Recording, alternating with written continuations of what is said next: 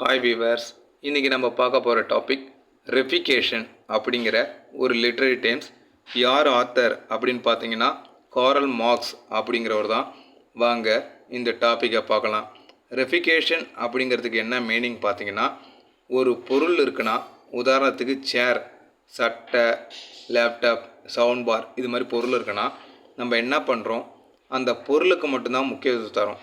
ஆனால் அந்த பொருளுக்கு பின்னாடி யார் இருக்கா அப்படின்னு பார்த்தீங்கன்னா, அந்த பொருளை உருவாக்குனது யாருன்னு பார்த்தீங்கன்னா ஒரு ஹியூமன் பீயிங், ஒரு பர்சன் அப்படிங்கிற விஷயத்தை நம்ம மறந்துடுறோம். இந்த ரெஃபிகேஷன் அப்படிங்கிறதுக்கு என்ன சொல்ல வர்றாருன்னா, just remember the person who made it.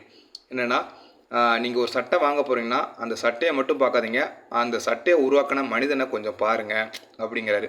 அது மட்டும் இல்லாமல், ஒரு தொழிலில் ஒரு ஒர்க்கர் இருக்காருன்னா அந்த ஒர்க்கரை நம்ம என்னென்னா ஒரு ஒர்க்கர் தான் அப்படின்னு நம்ம பார்க்காம, அதுக்கு பின்னாடி அவருக்குன்னு ஒரு ஃபீலிங் இருக்குது, ஒரு ஹியூமன் பீயிங் தான் அப்படிங்கிற விஷயத்த பார்க்கணும்.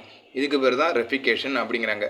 இன்னும் சொல்ல போனால், when we forget that people made things and focus only on the things themselves, it's like seeing a chair and forgetting that someone built it.